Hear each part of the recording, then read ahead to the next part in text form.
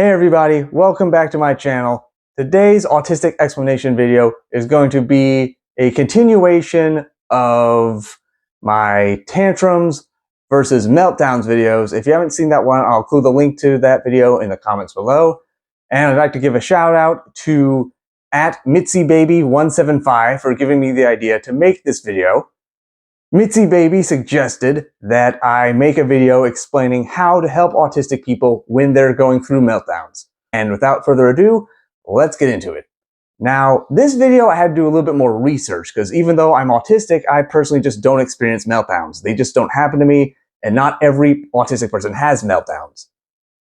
Now, to briefly recap, a tantrum and a meltdown, they look similar, but they're not the same thing. A tantrum is when you willingly use emotion to get what you want, while a meltdown is what happens when you're emotionally overwhelmed and it's an unconscious response. Like I said before, I had to do more research and I found a website, the National Autism Society website of the UK. I'll include a link to their website in the description below. When a meltdown happens, there are several things you can do. For one thing, don't judge the autistic person. It's like telling the autistic person to not have a meltdown or to just calm down won't help them. So just don't judge the autistic person. And remember, the autistic person is not trying to have a meltdown. It's not a choice. So don't judge them for it. The next thing you can do is try to ask if they're all right. Because sometimes during meltdown, some autistic people can still verbally or non-verbally communicate how they're feeling, but don't expect an immediate reaction like, I'm okay, or no, I'm having a meltdown. Because the way I see it, it's like if you were in a car wreck and you slightly hit your head, you're bleeding, you're a little dazed, then all of a sudden someone goes to your driver's side window and says, hey, are you okay? What's going on? You probably need a little bit more time to respond, right? The same concept applies when you have an autistic person who's having a meltdown. So give them a little bit more time. Another thing you can do is to try to make the space that they're in less anxiety producing. Like, for example, you could try to lower the lights. You can prevent them from staring at the person. You can try to lower the noise or other things that may be causing the meltdown. An interesting point I'd like to make is that actually autistic meltdowns and nuclear meltdowns actually have something in common. Because Chernobyl didn't just instantaneously blow up. It took a prolonged nuclear reaction and faulty equipment to cause that to happen. An autistic meltdown is something similar. An autistic person does not go from perfectly fine to meltdown instantaneously. There has to be a gradual buildup. Now the meltdowns themselves, they can vary in severity and length. Sometimes meltdowns can last for a few minutes. Other times they can last for an hour or longer. It all depends on the individual. Meltdowns can be anticipated and in some cases prevented. There are various signs for some autistic people that they're having a meltdown. They may show signs of anxiety, they may start to pace, they may be constantly asking questions to gain reassurance, they may be rocking excessively, or in some cases they may be just very still and rigid. It all depends on the person. So these characteristics aren't foolproof. And so something can be done to try to prevent it. If you notice that the person is feeling stressed, you can try to take them to a place that's less noisy. You can give them something like a fidget toy or a fidget spinner, and you can also allow them to stim freely so that they can block out all the excess information. So there are things that can be done.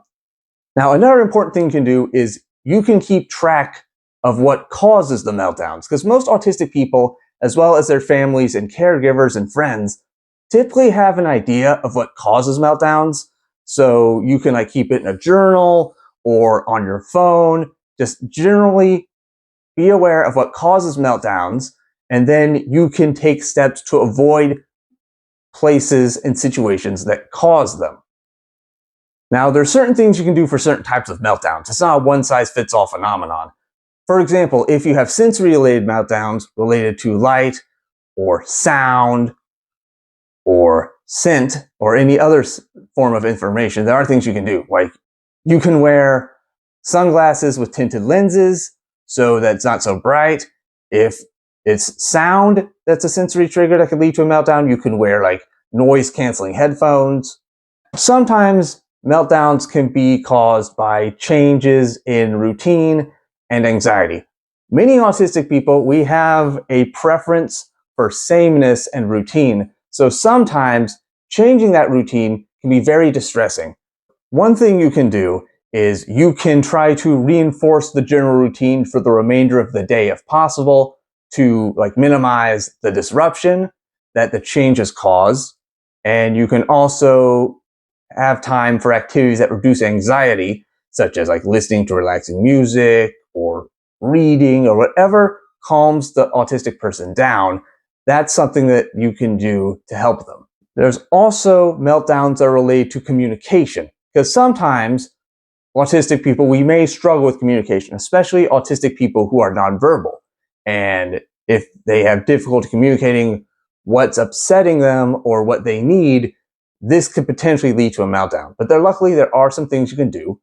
For someone who's nonverbal, you can use visual supports. You can use communication technology such as texting, on phones or tablets, or text-to-speech communication systems. You can write down your questions, or you can ask the autistic person to write down what's troubling them. Also, you can make sure that your communication is direct without any subtext or sarcasm or irony. Just be direct in what you want to know, and that'll most likely help the autistic person recuperate from their meltdown. And so basically, to review, autistic meltdowns aren't the same thing as tantrums. They're totally different, and meltdowns vary from one person to the next. Not all autistic people have meltdowns, and they can vary in their intensity and what causes them. And you can catch them early.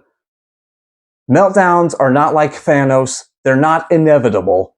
They can be prevented, and they can be accommodated for with the right support and with understanding. And that was my video explaining what to do when an autistic person has a meltdown. I hope you all enjoyed this video. Please like, comment, and subscribe. I'll see you in the next one. Bye.